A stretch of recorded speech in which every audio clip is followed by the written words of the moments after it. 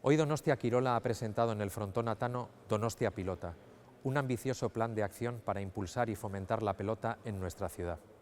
Un marco de colaboración que reúne a los diferentes agentes en torno a la pelota para trabajar en todos los niveles, desde la pelota profesional a la federada, desde la pelota femenina a la herramienta y la pelota mano, desde el deporte adaptado a la formación en los centros escolares. Todas estas parcelas tienen su lugar en este proyecto que busca devolver a San Sebastián el lugar que le corresponde en el mundo de la pelota. Gaur Donostia Kirolak atano pilotalekuan Donostia Pilota egitasmoa aurkeztu du. Ambizioa duen proiektu estrategikoa da hau, pilotaren inguruko eragile guztiak batzen dituena, hain zuzen ere Donostiari merezi duen tokia berriz emateko pilotaren munduan. Pilota profesionala eta federatua, emakumezkoen pilota eta erreminta, eskuko pilota, eskolak, hiriko klubak, arlo guztiak jorratuko dira plan honetan, hain zuzen ere esan bezala, Donostiari berriz merezi duen protagonismoa emateko hain gurea den kirol honetan. Desente garen, gaur hemen, labur hitz egingo dugu denok, espero. Nik gero pasako dizuet mikroa badezu hemen, urrenkera honetan gero hartuko duzue hitza. Mila esker hemen izateagatik. Guretzat Donostia Kirolan gaur egun importantea da. Daramagu, denbora bat gaur aurkezten dugun plan hau, proiektu hau lantzen eta oso pozik gaude. Hasiera batetik ikusi dugu Donostiak berreskuratu behar zuela pilotan izan duen tokia, izan duen indarra, hiri pelotazalea da, lurralde pelotazale baten hiriburua da, eta pilotak erronka asko ditu aurretik. Denok dakigu hori ondo, eta iruditu zaigu ideia ona marko hau martxan jartzea. Eta pilotan lan egiten duzuenokin, asko eta aspalditik lan egiten duzuenokin, bidea elkarrekin egin. Elkarrekin aztertu, pilotaren erronkak, zuen proiektu deportiboa, bakoitzaren proiektu deportiboa hobeto ezagutu, eta detektatu zeintzuk diran agian gabeziak, zeintzuk diran aukerak, erronkak, oportunidadeak, eta guzti hori indarrak batzeko Donostian berriz pilotak distira, merezi duen distira izan dezan. Bada denbora bat plan hau jorratzeaz gain lanean ari garela hementxe bertan, atanon bereziki, joan dan asteburu honetan finalerdi ederra izan genuen eskubanakako pilotako txapelketarena. Bete-beteta ikusi genuen oain pixka eta paindu egin dugun atano hau, plaza historikoa, zalantzarik gabe, eta oso pozik gaude nola aigean ikusten frontoia bizitzarekin, nola egiten direnak erantzuna duten, eta eredu politxena izan genuen joan dan igande hontan izan genuen bete-betetako atano horretan, ez? Giro pilotazalea, eta uste dut mezua iristen ari dela. Iristen ari da, Donostia bueltan ari dela, eta horrexegatik plan hau. Donostia Pilota es un plan para el impulso de la pelota en San Sebastián. Coordinado por Donostia Kirola, este plan reúne a los diversos agentes del mundo de la pelota en un marco de colaboración estable desde el que trabajar juntos por el fomento de una de las señas de identidad de nuestro deporte, como es la pelota. El objetivo es que San Sebastián recupere su lugar como plaza destacada en la pelota. Para ello, Donostia Kirola establece y va a seguir estableciendo alianzas con promotores, clubes, asociaciones, así como con la Federación Guipuzcoana de Pelota Vasca, para que cada uno de ellos mejore y amplíe su proyecto deportivo con nuevas propuestas para la pelota en San Sebastián. Se trata de un plan ambicioso y con mirada estratégica que abarca todas las facetas de este deporte. La pelota profesional y la federada, la pelota a mano y la herramienta, la formación, la pelota femenina, el apoyo a los clubes, el fomento de la pelota en los centros escolares, muy importante también, el impulso a nuevos eventos y competiciones, la pelota adaptada y la dinamización y la referencialidad de este templo de la pelota que es el Atano. Todas ellas son líneas de este plan de trabajo que cuenta con una aportación extra por parte de Donostia Kirola de en torno a 80.000 euros. En esta primera fase, Donostia Pilota pone el foco especialmente en la pelota a mano, pero enseguida afrontará también los retos y las necesidades de la herramienta, así como otros retos clave como la creación de públicos o la mejora de las instalaciones. El plan se presenta además con medidas de impulso concretas, trabajadas con los distintos agentes que tenemos hoy aquí presentes y que ahora van a pasar a detallar. En este plantel de lujo que hemos reunido, creo que tenemos una muy bonita foto de familia, una primera foto de familia. No están todos los que son, pero sí son todos los que están. Seguiremos ampliando el marco de trabajo de este plan de Donostia Pilota, de esta marca que queremos que cuaje, que sea visible, para la que hemos creado también una imagen y para la que tenemos también pensado tener una estrategia de comunicación. Y sin más, porque somos muchos y tenemos bastante que contar y no debemos, como todo el mundo sabe, en las ruedas de prensa alargarnos más de la cuenta, que para eso ya estoy yo, le cedo la palabra a Inaxio Errandonea, de Aspe Pelota, para que nos cuente su visión dentro de este plan, su aportación desde Aspe en lo que venimos haciendo y en lo que va a ser seguro, yo creo que un futuro también de colaboración. Inaxio, zurea da hitza. Egunon. Bueno, lehendabizi eskerrak eman udalari, apostu egin duelako eta egiten ari delako pelotari buruz. Eta, bueno, guk Aspe bazala balorazioa zein dugun, aurtengo neguan lau jaialdi eman ditugu binakako txapelketan, sekulako arrakasta izan da. Hor, 1000-tik gorako ikusleak sartu dire jaia partido guzietan. Oain Iñakik esan duen moduan, lehengo aldiko finalerdian topera bete zen, eta gainera, 200 bat jende gelditu izango zen sarri gabe. Egun inbertan eskatzen ari zirelako, eta ez hemendik bakarra, Nafarro aldetik, Bilabatik, eta hor eskatzen ari ziren, ez. Eta guretzako pozgarria da. Atano hirugarrenak eta Donostiak izan dulako historikoki sekulako arrakasta pilota munduan, eta guk hori beti oraingo legislaturan eta aurreko legislaturatan hori ikusiarazi nahi izan dugu udalari, baino ikusten duzuten bazala orain pixka bat txukundu egin da frontoia eta jendeak erantzun egin du. Hemendik aurrera nahiko genuke uda honetan master txapelketako partidoren bat ekarri, hori guainekan antolatzen nahi gara eta ikusi barra dago. Gero ligan bidez udako torneoa, betiko torneo, 3 jaialdiakin, abuztun bukaeran egingo duguna. Gero lauterdiko txapelketako partidoren bat minimo ekarriko dugu, edo asmo dugu ekartzeko.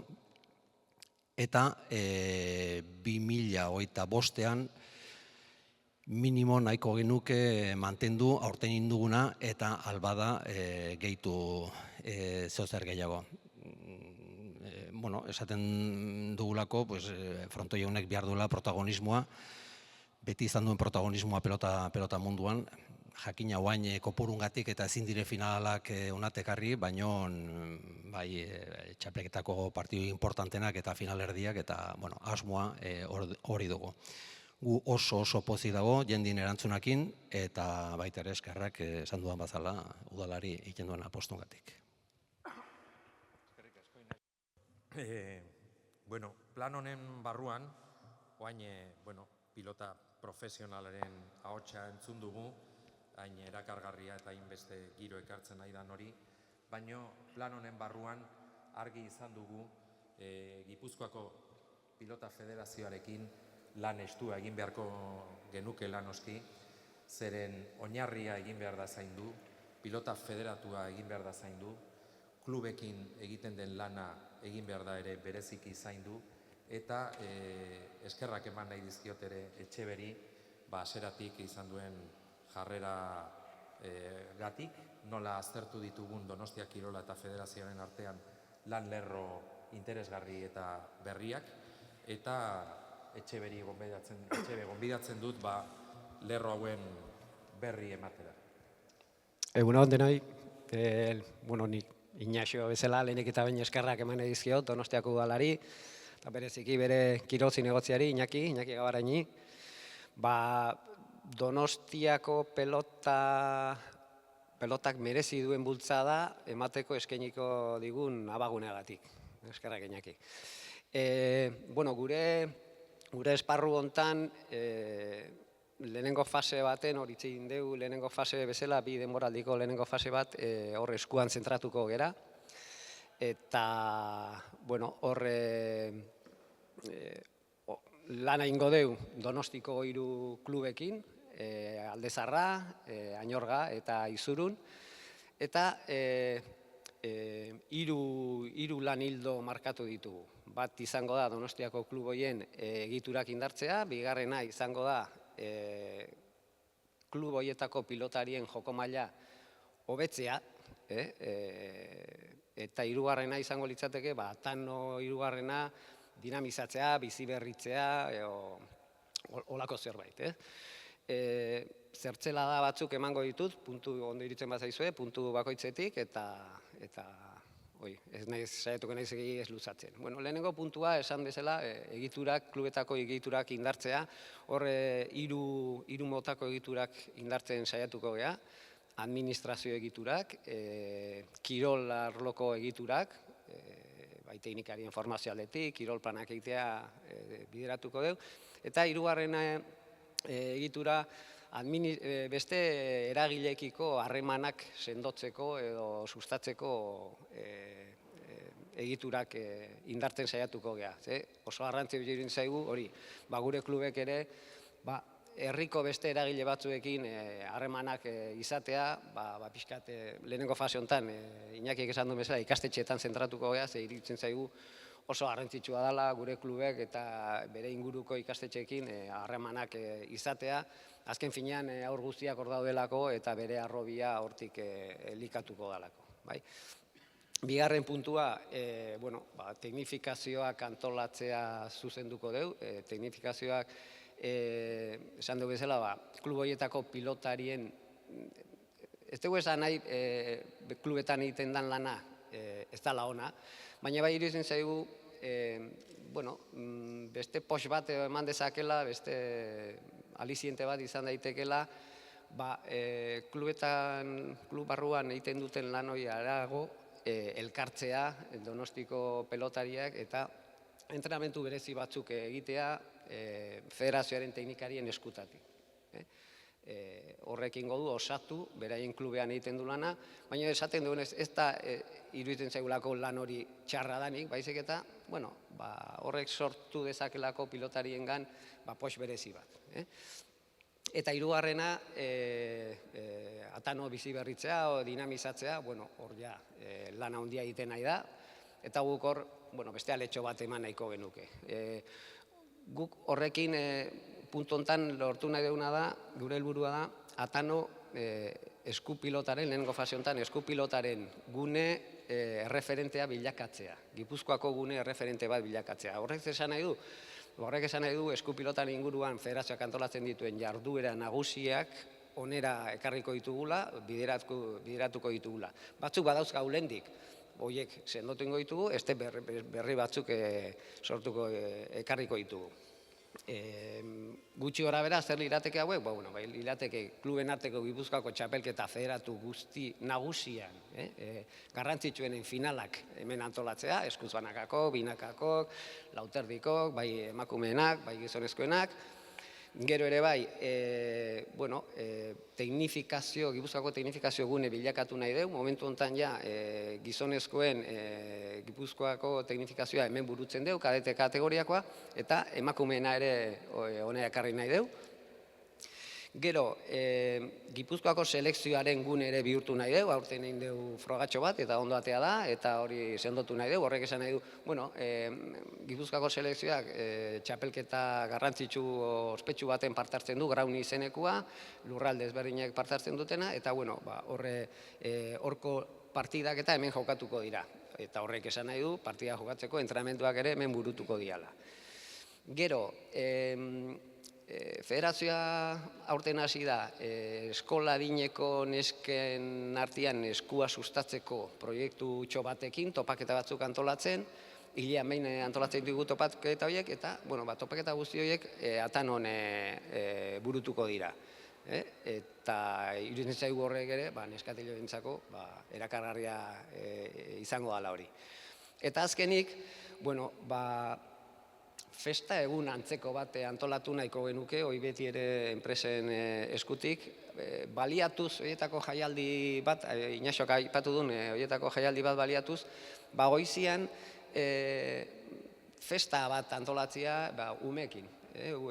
Gipuzkoako umeek, eskola dineko umeak honea ekarri, eta, jarduera ezberdinak, ariketa ezberdinak, aldala pilotari profesionalak etortzea, barrenetan jokatzea beraiekin, festatxo bat antolatu, eta atxaldian ere, aukera ematea, jaialdi hortara gelditzeko. Orduan, egun bat borobila izan dadin, Gipuzkoako esku pilotaren festa, holako zehozer esateatik. Eta, hor arte mugatuko litzake. Esker, Etxebe. Orain segidan eta Donostiako eskupilotako kluben ordezkari gisa Felix Ezkurra dugu, Izurun klubetik. Nos parecía también importante que en el marco de Donostia Pilota, además de estas líneas estratégicas con competiciones o la dinamización de la TANO como sede y demás, fuera posible el desarrollo de proyectos concretos, de agentes de la pelota, en colaboración con agentes sociales, culturales u otros agentes deportivos. Y hoy Félix, que está aquí, como digo, pues en representación también de ese ecosistema de clubes donostiarras, pues nos va a desgranar un proyecto con varias patas muy interesante que nos propuso y que también es una manera, como digo, de trabajar dentro del marco de Donostia Pilota por el fomento de la pelota y por conexiones de la pelota sociales, de vecinos, culturales y demás, ¿no? Así que, Félix, si nos cuentas un poco este proyecto que vais a desarrollar. Eskerrik asko inbitazioagatik, eta lehenengoz eta behin esan, Donostian 3 klub daude, egoera gaur egun ez da ona, heldu gera momentu baten pandemia pasasan, ume askok pelota utzi zuten, ez dira bueltatu, 2 urte horietan ez bauzu pelota ikutzen, gero ez da bueltatzen, eta orain dauzkagun gazteak ez dira asko, eta gainera adina 10 eta 12 urte tartean daude. Hortikan ja infantilak gutxi, eta hortik aurrera eserrez. Orduan guk ikusi genduen kluben artean, beharra zaola eskupilota bultzatzeko, bestela, desagertzeko arriskua zauan. Orduan, zuen apostua importante izan da, berriro bultzatzeko pelota, eta Donostiko eskolak oso garrantzia handi izan dutenak Gipuzkoan, berriro ere, bere mailara saiatu berriro bueltatzea. Orduan, helburua frontoietara, berriro frontoi txikietara, ekarri pelotia, umiek ikusteko pelota hor daola, horrek ere frontoira etorriko dira, eta horren inguruan aurten pentsat Izurun taldetik egindana da ekintza batzuk antolatu. Topaketa batzuk, Gipuzkoako eskola desberdinak ekarri ona, umiak beraien artean elkartu, jolastu, nesken txapelketa bat ere antolatu dugu, eta arlo kulturalean bi erakusketa egongo dira frontoien inguruan eta raketisten inguruan, hor ere zehozelan pixka bat egitea nahi dugu, eta hori izango da, gure inguruan bultzatzeko erabiliko dugun erraminta bat. Umiak badauzkagu, baina gehiago bia ditugu, eta horrek jarraipen bat eman behar dugu horregatik, federazioak egin da lan hau importantia da. Eta lortzen dugun, datorren urtean, orain egoten bagera, 40, Donosti osoan, 100 pilotari 14 urtetik berakuak, datorren urtean izatea 200. Edo gehiago badia, gehiago. Badauzkagu jende gaztia, baina igual pandemia ondoren pelotan inguruan desagertu zaigu jende asko, eta berriro ekarri behitugu frontoietara. Eta hori da, pixkate esate, eta eskerrik asko, zuen eskupilotan indu zuen apostuagatik, bestelega, olako gauza egitea, ez da erretza. Badituzue ere beste lan lerro batzuk, ez? Topaketa horiek aipatu dituzu, baina emakumezkoen topaketa bat.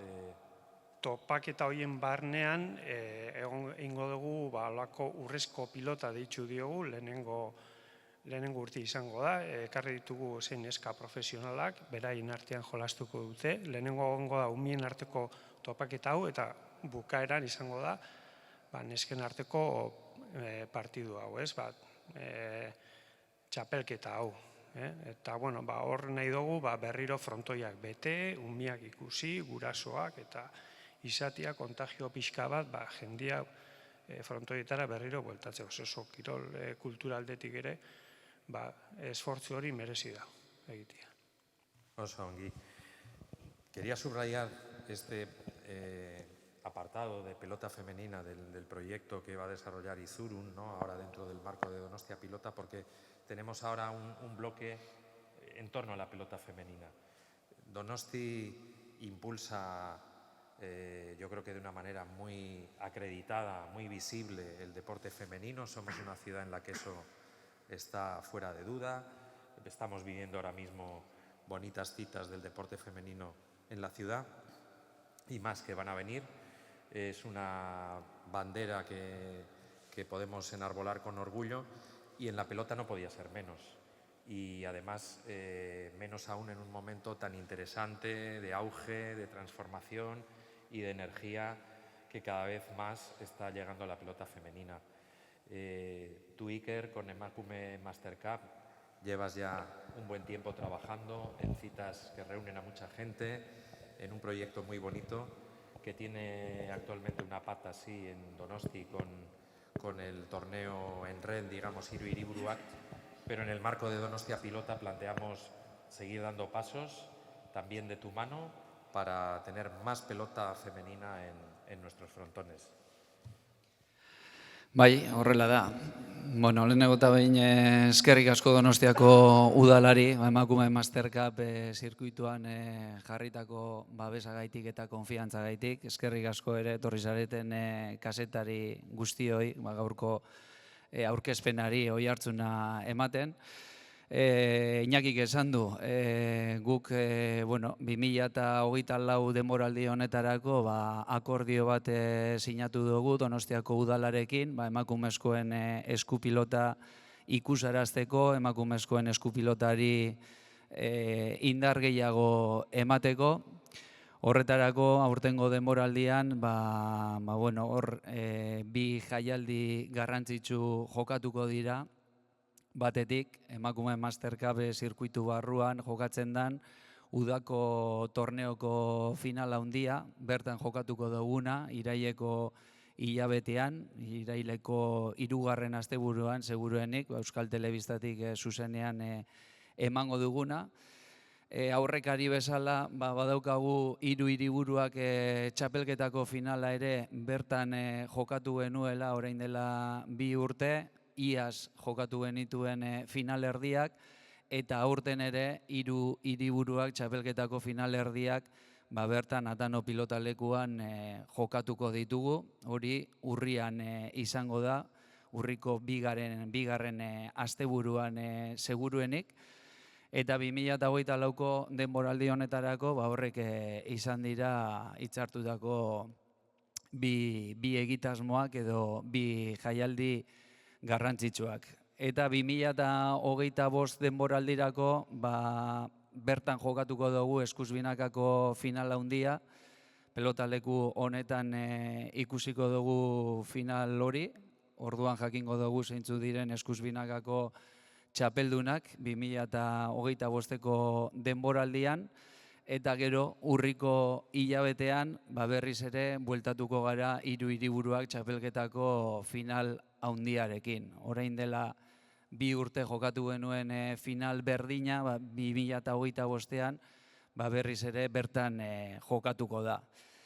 Txapelketa horretan, txapelketa arrakastatsua da, goi mailako pelotaria jokatzen dutelako, telebista zuzenean dugulako, eta ikusle aldetik ere, batez ere hemen Donostian, erantzun oso ona izan dugulako. Azkenengo ekitaldian 1600 ikusle sartu ziren Atano pilotalekuan, eta hori albiste pozgarria da emakumeen eskupilotako pelotarientzako eta pelotarentzat, berarentzat.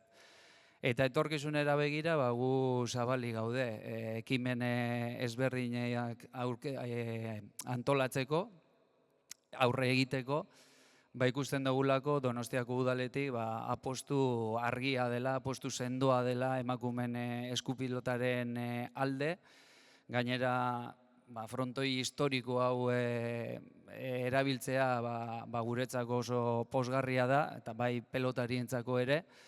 Horrelako pelotalekuetan beti gustora jokatzen delako, eta Donostiako hiri baten, zuek esan duzuen bezala, pelotarekiko oso zaletasun handia dago, ikusleen aldetik, egia da, gero praktika aldetik horre lana egin behar dela, horretarako ere argia da Donostiako udalak egin duen apostua legealdi honetarako, eta nik uste etorkizunean ekimen ezberdin guzti hauekin nik uste sortuko dela interes handiago bat pelotan jokatzen hasteko, pelotan jokatzen jarraitzeko, eta Donostiko klub ezberdinetara neska mutiko gehiago erakartzeko. Horretarako, garrantzitsua da klubetatik eta federazioetatik egiten den lana, baina elkarlanean, azkenean emaitzak lortzen dira, eta nik uste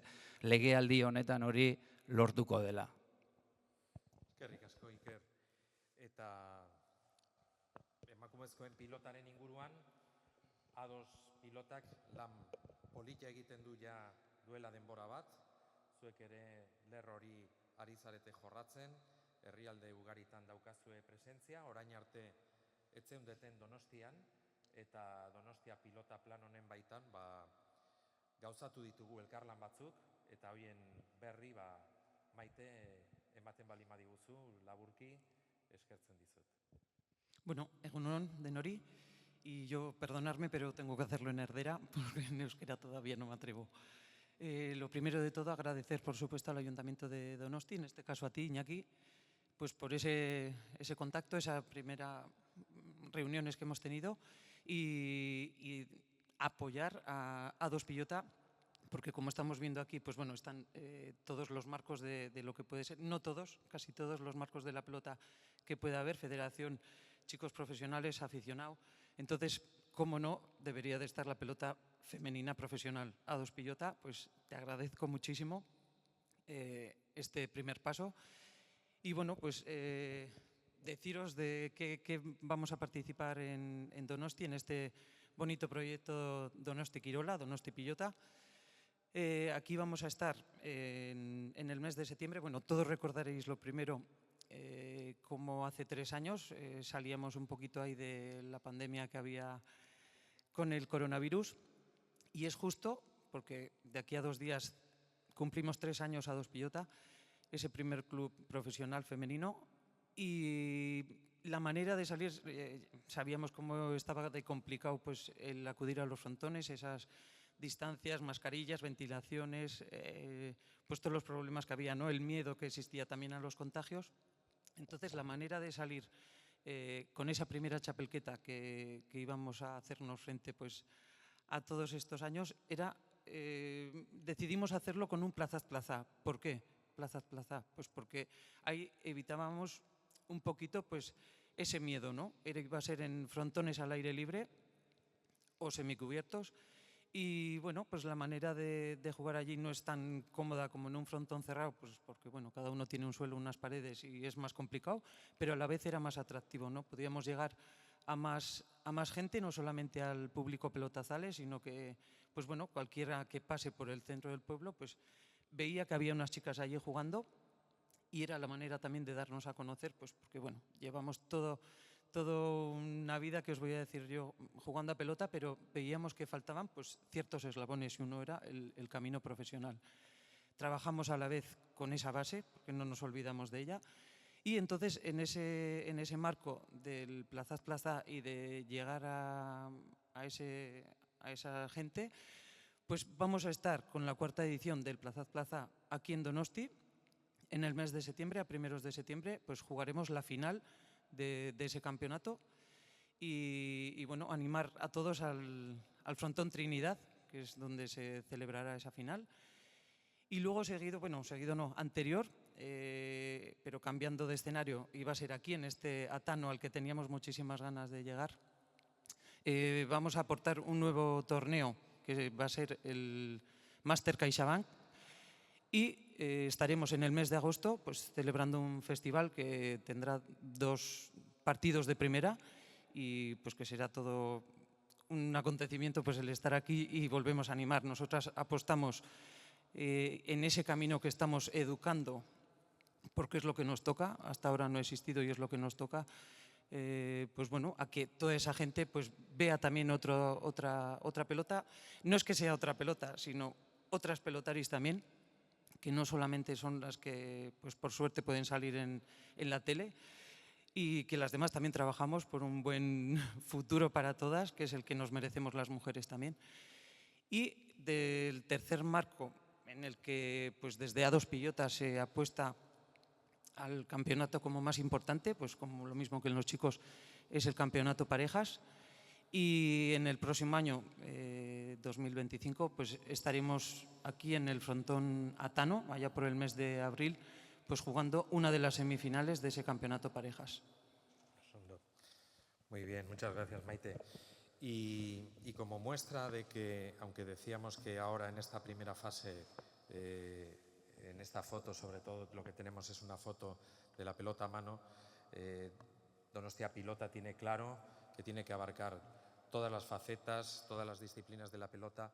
La herramienta, por supuesto, también la vamos a trabajar y pronto además, pero ya tenemos un anticipo de eso con el proyecto de Master Series femenino que completa el Grand Slam de cesta punta masculino que viene celebrándose hace poquitos años aquí en el Carmelo Balda. Yo creo que es un paso importante. Hemos hablado hace poco de ese proyecto y nada, le quiero dar las gracias también y ceder la palabra a Mikel Egiguren de High Alive, que es quien promueve ese campeonato, esa prueba de cesta punta femenina. Cuéntanos un poco, Mikel.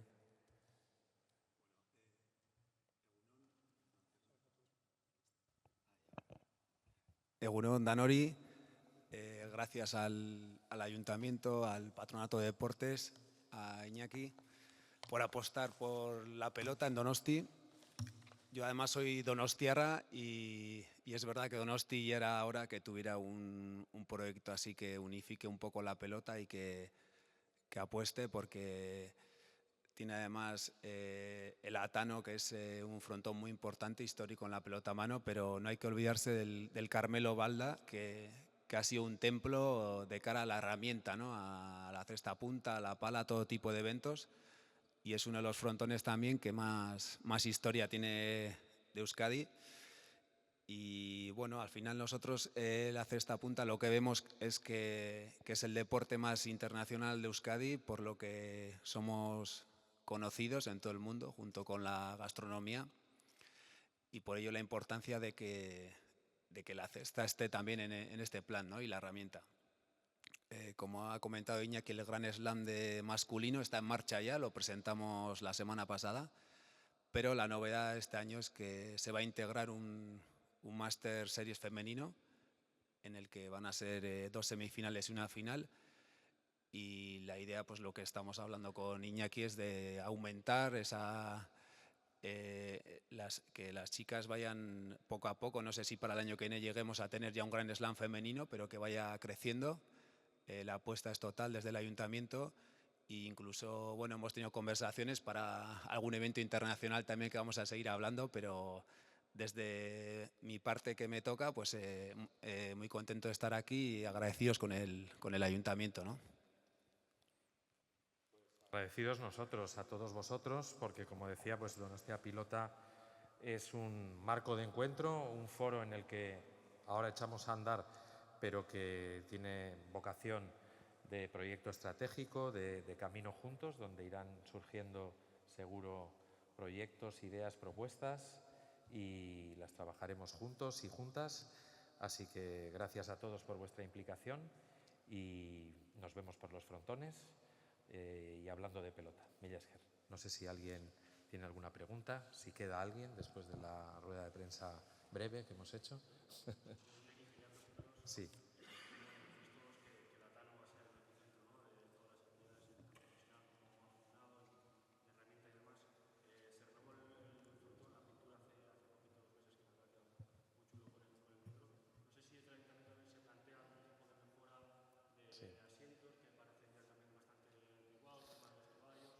Vetustos, sí. Bueno, desde luego tú sabes que la ciudad deportiva y la renovación de las instalaciones de la ciudad deportiva ahora mismo, pues bueno, está encima de la mesa. Se habla cada vez más, porque está en la agenda política y también en los medios, de esa necesidad.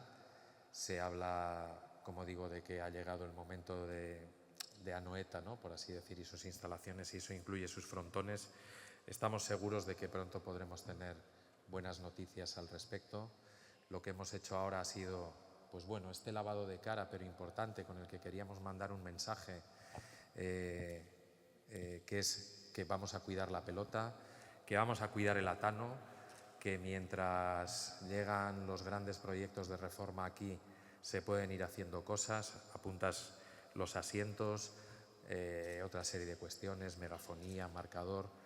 Bueno, nuestra idea es ir acometiendo esas mejoras a lo largo de la legislatura y confiamos en que a Atano y al Carmelo Balda les llegue también su momento pronto en la reforma de la ciudad deportiva, para que este plan que busca el impulso de la pelota, que busca recuperar terreno en Donosti, pues venga acompañado también con las instalaciones que Donosti reclama para seguir potenciando este deporte. Sí, haremos cosas. Y por mi parte, una última aquí. Bueno, las finales más importantes de pelota siempre se han jugado aquí en el Atano, desde que, bueno, el Vizcaya también ha cogido bastante protagonismo también en la Navarra Arena. No sé si desde el ayuntamiento pues, se sueña, ¿no?, con volver a coger finales. Es cierto que por el tema de asientos hay asientos con bastantes más aforo. Sí. No sé, ¿el ayuntamiento sueña con volver a traer los mejores partidos de pelota a las finales aquí a Donosti? Claro que sí. Soñamos, ¿no? Y estamos haciendo un poco de pressing aquí, algunas de las personas presentes, pero como bien apuntas, yo creo que desde la situación que nos hemos encontrado al camino que estamos emprendiendo ahora, tenemos recorrido para que haya magníficos partidos aquí, rondas decisivas. Ignacio sí que ha apuntado, digamos, a las semifinales. Es cierto, siendo realistas, que ahora mismo, por la estructura, por las instalaciones, ¿no?, por el aforo de este templo mítico, pero reducido en comparación con otros, es difícil albergar finales. Tendría que hablarse mucho de poder, aunque sea con un aforo inferior a otros frontones ahora más modernos, que Donosti pudiera acoger eso. De todo se puede hablar, pero me parece que incluso en ausencia de finales, a falta en este momento de una instalación que pueda acogerlas, quién sabe en un futuro, ¿no?, pero a falta en este momento de una instalación como esa, podemos ser una plaza tan importante como la que más, la que a lo largo de la temporada pueda reunir a más espectadores. Ya ha venido siendo así, por ejemplo, en el campeonato de parejas, las mejores entradas han sido en Donosti. Es cierto que todos deseamos finales, pero la temporada pelotari es larga y yo creo que Donosti puede tener un peso específico en esta instalación y en el Carmelo Balda, y en el futuro pues soñaremos todos, ¿no? Claro que sí.